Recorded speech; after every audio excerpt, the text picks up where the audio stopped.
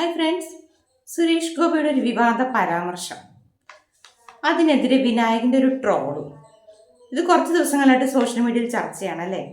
അപ്പോൾ എന്താണ് സംഭവിച്ചത്, എന്താണ് യഥാർത്ഥത്തിൽ സംഭവിച്ചത്? കുറേ ആളുകൾ സുരേഷ് ഗോപിയെ സപ്പോർട്ട് ചെയ്തും കുറേ ആളുകൾ വിനായകനെ സപ്പോർട്ട് ചെയ്തും രംഗത്ത് വന്നിട്ടുണ്ട്. കാരണം ഓരോരുത്തർക്കും അവരുടെ അഭിപ്രായ സ്വാതന്ത്ര്യങ്ങളുണ്ട്. പലരുടെയും രാഷ്ട്രീയം, എല്ലാവരുടെയും രാഷ്ട്രീയം ഒന്നായിരിക്കില്ല. അപ്പോൾ അങ്ങനെയുള്ള നിരവധി കാരണങ്ങൾ കൊണ്ട് തന്നെ രണ്ടുപേരെയും സപ്പോർട്ട് ചെയ്തൊരു നിരവധി ആൾക്കാർ എത്തിയിരുന്നു. എന്താണ് യാഥാർത്ഥ്യത്തിൽ സുരേഷ് ഗോപി പറഞ്ഞത്? ഡൽഹിയിലെ BJPയുടെ പ്രചരണ തെരഞ്ഞെടുപ്പ് പാർട്ടിയിലാണ് സുരേഷ് ഗോപി ഈ ഒരു വിവാദ പരാമർശം നടത്തിയത്. എന്താണ് അദ്ദേഹം നടത്തിയ ഒരു പരാമർശം? നമുക്കതൊന്ന് നോക്കാം. 2016 MP ആയ കാലം തൊട്ട് ഞാൻ മോദിജിയോട് ആവശ്യപ്പെടുന്നുണ്ട്, എനിക്ക് സിവിൽ ഏവിയേഷൻ വേണ്ട, എനിക്ക് ട്രൈബൽ തരൂ. നമ്മുടെ നാട്ടിലെ മറ്റൊരു ശാപമാണ് ഒരു ട്രൈബൽ ക്യാബിനറ്റ് മന്ത്രി ഒരിക്കലും ട്രൈബൽ അല്ലാത്ത ആളുകളാവുകയില്ല. എൻ്റെ ആഗ്രഹമാണ്, എൻ്റെ സ്വപ്നമാണ്, ഒരു ഉന്നത കുലജാതൻ അവരുടെ ഉന്നമനത്തിന് വേണ്ടി ട്രൈബൽ മന്ത്രിയാവണം. ഒരു ട്രൈബൽ മന്ത്രിയാവാൻ ഒരാളുണ്ടെങ്കിൽ അദ്ദേഹത്തെ മുന്നോക്ക ജാതികളുടെയൊക്കെ ഉന്നമനത്തിന് വേണ്ടിയുള്ള മന്ത്രിയാക്കണം. ഈ പരിവർത്തനം ഉണ്ടാവണം നമ്മുടെ ജനാധിപത്യത്തിൽ, അദ്ദേഹം പറഞ്ഞ വാക്കുകൾ. അപ്പോൾ ഇത് വിവാദമായതോടെ സുരേഷ് ഗോപി ഒരു കാര്യം പറഞ്ഞു, ഇഷ്ടമായില്ലെങ്കിൽ ഞാൻ ഈ പ്രസ്താവന പിൻവലിക്കുന്നു എന്നും പറഞ്ഞു. ഈ ഒരു പ്രസ്താവനയ്ക്ക് മറുപടി എന്നോണം വിനായകൻ പറഞ്ഞൊരു കാര്യം, അതെന്താണെന്ന് നമുക്ക് നോക്കാം. അധമ കുലജാതരെ ഉന്നത കുലജാതി പദവിയിലെത്തിക്കാൻ അങ്ങയുടെ കുടുംബം വിറ്റാണെങ്കിലും പോരാടണം. ഈ അധമ കുലജാതൻ അങ്ങയുടെ പിന്നിൽ തന്നെ ഉണ്ടാവും. ജയ് ഹിന്ദ്. ഈ ഒരു പോസ്റ്റ് അദ്ദേഹം ഇടുമ്പോൾ സുരേഷ് ഗോപി കുടുംബത്തോടൊപ്പം നിൽക്കുന്ന ഒരു ചിത്രവും പങ്കുവെച്ചിട്ടുണ്ടായിരുന്നു. അതിൻ്റെ അടുത്ത് തന്നെ കുറച്ച് ദിവസങ്ങൾക്ക് മുമ്പ് നമ്മൾക്കറിയാം, വിനായകൻ ഫ്ലാറ്റിലൊരു ഇഷ്യൂ ഉണ്ടായിരുന്നു, നഗ്നത പ്രദർശനം കാണിച്ചു എന്നൊക്കെ പറഞ്ഞൊരു ഇഷ്യൂലുള്ളൊരു ആ ഒരു വീഡിയോയിലുള്ളൊരു ഒരു ഭാഗം, അതിൻ്റെ ഒരു ഫോട്ടോ കൂടി ഈ സുരേഷ് ഗോപിയുടെ കുടുംബചിത്രത്തിനോടൊപ്പം തന്നെ അറ്റാച്ച് ചെയ്ത് വെച്ചിട്ടുണ്ടായിരുന്നു. എന്നിട്ടാണ് അദ്ദേഹം ഈ ഒരു വാക്യം എഴുതിയിരുന്നത്. അപ്പോൾ അതുകൊണ്ട് തന്നെ പല ആൾക്കാരും അതിനെതിരെ രംഗത്തെത്തി. അതായത് നമ്മൾക്ക് ഇപ്പോൾ സുരേഷ് ഗോപി അദ്ദേഹത്തിൻ്റെ കാര്യം പറഞ്ഞു, അദ്ദേഹം പറഞ്ഞത് നമ്മൾ കേട്ടതാണ് അല്ലേ. അപ്പോൾ സുരേഷ് ഗോപി പറഞ്ഞ വാക്കുകൾ, ഉന്നത കുലജാതന് അവരുടെ ഉന്നമനത്തിനുണ്ട് ഒരു ട്രൈബൽ മന്ത്രിയാവണമെന്നും, ഒരു ട്രൈബൽ മന്ത്രിയാവാൻ ഒരാളുണ്ടെങ്കിൽ അദ്ദേഹത്തെ ഉന്നത കുലജാതിയുടെ മന്ത്രിയാക്കണം എന്നുമാണ് അദ്ദേഹം പറഞ്ഞത്. അപ്പോൾ ശരിയാണ്, ഇവിടെ ജാതി പറയുന്നു, ഉന്നത കുലം താഴ്ന്ന കുലം എന്നൊക്കെ പറയുന്നത് ശരി തന്നെയാണ്, ആർക്കും കേൾക്കുമ്പോൾ ഒരു അരോചകമൊക്കെ തോന്നും. അപ്പോൾ വിനായകനും ട്രോളി, അതിലെ എന്താണ് വിനായകൻ ചെയ്ത തെറ്റ്?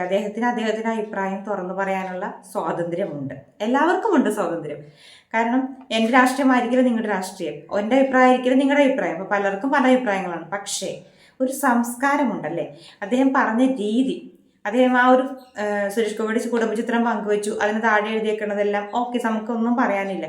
പക്ഷേ എന്താണ് എല്ലാവരും വിനായകനെതിരെ വരാൻ കാര്യം? അദ്ദേഹം ആ ഒരു ഫോട്ടോയ്ക്ക്, ആ ഒരു നഗ്നത പ്രദർശനം കാണിച്ച ആ ഒരു ഫോട്ടോയും കൂടി അതിൻ്റെ കൂടെ വെച്ചത് കൊണ്ടാണ് ഈ ഒരു കുറേ പ്രശ്നങ്ങൾക്ക് വഴിതെളിച്ചത്.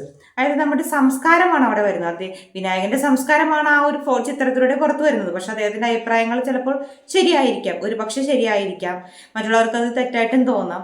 അതുപോലെ സുരേഷ് ഗോപി പറഞ്ഞത് അദ്ദേഹത്തിൻ്റെ അഭിപ്രായം പറഞ്ഞു, പക്ഷെ ഒരു മന്ത്രി ആയിരിക്കുമ്പോൾ അങ്ങനെ പറയാൻ പാടില്ല.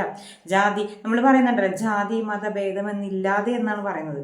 ശരിയാണ്, നമ്മുടെ വാക്കുകളോട് നമുക്ക് പറയാൻ പറ്റും ജാതി മതഭേദമെന്നില്ലാതെ. പക്ഷെ എവിടെയാണ് അത് പ്രവർത്തിക്കുന്നത്? നമ്മളൊന്ന് ആലോചിച്ച് നോക്കൂ. ഒരാളുടെ ജനനം മുതൽ മരണം വരെയുള്ള സർട്ടിഫിക്കറ്റുകൾ നമ്മളൊന്ന് ഫില്ല് ചെയ്യാനോ ചെന്ന് കഴിഞ്ഞാൽ അവിടെ എന്തൊക്കെ ചോദിക്കും? നമ്മുടെ ജാതി, മതം, ഏതൊക്കെ കാറ്റഗറിയാണ്, OBC, ഇങ്ങനെ നിരവധി കോളങ്ങൾ എഴുതിയിട്ടുണ്ടാവും. അതൊക്കെ നമ്മൾ ടിക്ക് ചെയ്ത് കൊടുക്കണം, ശരിയല്ലേ? ഒരു കുട്ടിക്ക് ഒരു LKG അഡ്മിഷൻ എടുക്കാൻ ചെന്നു, ആ അഡ്മിഷൻ്റെ ആ ഒരു അപ്പം മുതൽ ആ ഒരു ജോലിയിൽ പ്രവേശിക്കുന്നത് വരെയുള്ള നിരവധി കാലഘട്ടങ്ങളിൽ നമ്മളിതെല്ലാം ഫില്ല് ചെയ്ത് കൊടുക്കണ്ടേ? നിങ്ങൾ കൊടുത്തിട്ടില്ലേ? ഞാൻ കൊടുത്തിട്ടുണ്ട്. അപ്പോൾ അവിടെയൊക്കെ അത് ചോദിക്കുന്നുണ്ട്. ഇതൊക്കെ എടുത്തു കളയേണ്ട സമയം എപ്പോഴേ കഴിഞ്ഞു. നമ്മൾ ഏതെങ്കിലും ഒരു ഓഫീസിൽ അല്ലെങ്കിൽ എന്തെങ്കിലും ഒരു കാര്യത്തിന് ചെന്നാൽ നമുക്കൊരു ഫോം തന്നാൽ തീർച്ചയായിട്ടും ഒരു കാറ്റഗറി എല്ലാം ചോദിക്കുന്നു, ജാതി മതം എല്ലാത്തിലും ചോദിക്കുന്നുണ്ട്, ഏത് കാറ്റഗറിയാണ് എല്ലാം ചോദിക്കുന്നുണ്ട് അല്ലേ. അപ്പോൾ അതൊക്കെ ഇപ്പോഴും നിലനിൽക്കുന്നുണ്ട്. അപ്പോൾ അതുകൊണ്ട് തന്നെ സുരേഷ് ഗോപി പറഞ്ഞ ആ ഒരു പ്രസ്താവന പൂർണ്ണമായിട്ടും അദ്ദേഹത്തെ കുറ്റപ്പെടുത്താനാവുമെന്ന് എനിക്ക് തോന്നുന്നില്ല. ഒരുപാട് കാര്യങ്ങൾക്ക് മാറ്റം വരുത്തേണ്ടതുണ്ട്, ഇതുവരെ മാറ്റം വരുത്തിയിട്ടില്ല. അതുപോലെ നോക്കൂ, തമിഴ്നാട്ടിൽ